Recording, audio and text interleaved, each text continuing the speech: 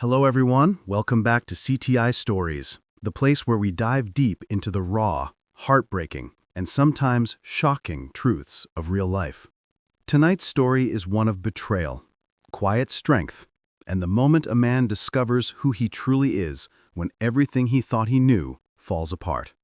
If you're new here, hit that subscribe button and turn on notifications so you never miss a story. Let's begin. She kissed me like she always did. Mechanical, precise.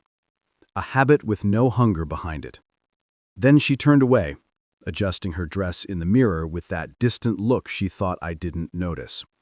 "We'll take separate cars," she said, casual. Too casual, in case you want to leave early. I didn't argue. I just nodded. That's what she expected. I buckled our son into the passenger seat. He looked at me in that quiet way he always did, studying my face the way kids study the sky before a storm. We pulled out of the driveway. She was already gone. Halfway through the drive, he leaned in close. His voice was barely a whisper, the kind children use when they know something is wrong but don't know how to say it out loud. "Dad, Mom doesn't know I found this." He opened his fist. A hotel keycard. White plastic. Room number 237 scrawled across it in blue pen. Beneath that, a name. Mark. I took it from him. My hands didn't shake. Not yet. I gave him a smile that felt like a lie and turned off the highway. "I think I took a wrong turn," I said. He didn't argue. Smart kid. He gets that from me. The hotel was nothing special. Clean, anonymous. The kind of place where you don't look anyone in the eye. I parked around the back and left the car running. "Stay here," I told him. "I'll be right back." He didn't ask why. He just nodded. The elevator smelled like bleach and bad choices. I stood still inside it, watching the red numbers tick up, like a countdown. Second floor. Left turn. Room 237. I knocked once. Silence. Then a click. The door opened 2 inches and stopped. A man stood there, tall, shirt half-buttoned, bare feet on the carpet. Behind him, her perfume, her laugh, her silhouette blurred through the hotel curtain light. He looked at me like I was nobody, just a delivery guy, or maybe the wrong door. Then he saw my eyes and he froze. She called from the bed, "Mark, who is it?" My name isn't Mark. It never was. He closed the door slowly. I let him. I didn't knock again.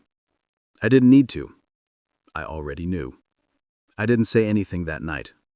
Not at dinner, not in bed. She smiled like she always did, like nothing, like everything. I watched her, measured the space between her words. She told me about her parents' party, her mother's new dress, her father's toast. She described it all like she'd been there for hours. I nodded in all the right places. But I already knew what the wallpaper in room 237 looked like. I knew how many rings she took off before she lay down. The next day I checked her messages. She didn't know I'd cloned her phone last year, just in case. Mark was careful. Burner numbers, hidden folders. But no one is that careful. Not forever. Their first meeting was 6 months ago. A conference, of course. There were photos, conversations about me, laughter in texts, plans for someday. She told him I was distant, cold, disconnected. She wasn't wrong. I stopped being warm the moment I stopped trusting her. That was long before she ever slipped between someone else's sheets. It all led to one thing, a DNA test. Simple. Clean. One swab from my son, one from me. 3 days. I didn't sleep during those. Didn't need to.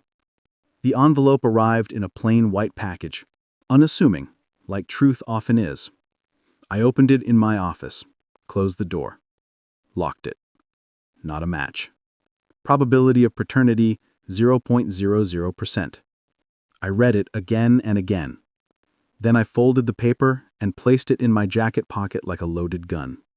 That night I set dinner, her favorite, lit the candles, played the music she liked. She smiled like she'd won something. After dessert, I handed her the envelope.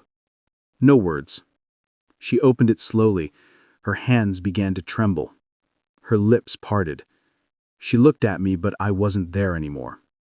"I can explain," she whispered. I nodded. "Not yet. Not now. Just acknowledgement of sound." She reached for my hand. I pulled it back. I didn't raise my voice, not curse. I simply slid my phone across the table, opened to the thread of her messages with Mark. Photos, dates, locations. Her face crumbled in real time. "I saw you," I said finally. "One wrong turn. That's all it took." She started to cry. But crying isn't remorse. It's panic dressed in pity. "I didn't mean for this to happen." "You meant it every time you lied." She stood, reached for me again. I stepped back, one clean step, and I said the last thing she never saw coming. "He's not mine, but I'll raise him like he is because you don't deserve him." She collapsed into the chair like something cut loose. I turned and left her there. No slamming doors, no final threats. Just silence and distance. He sat on the porch steps when I got home, still holding that key card. I took it from his hand, slipped it into my pocket. He didn't ask what happened. He didn't need to. We sat in silence as the sun dipped behind the houses. I put my arm around him, felt his weight lean into mine. He's not my blood, but he's mine. She thought she'd broken me. She only revealed what was already dead. And now I know who I am without her. Finality isn't loud. It's a closed door that no longer needs a lock. And I never looked back. And there ends tonight's story on CTI Stories. Sometimes the strongest revenge isn't shouting or fighting. It's walking away with your dignity and the child who chose you. If this story moved you, drop a like, share it with someone who needs to hear it, and let me know in the comments, what would you have done in his place? Subscribe for more real, raw, and unforgettable stories. This is CTI Stories. See you in the next one. Take care.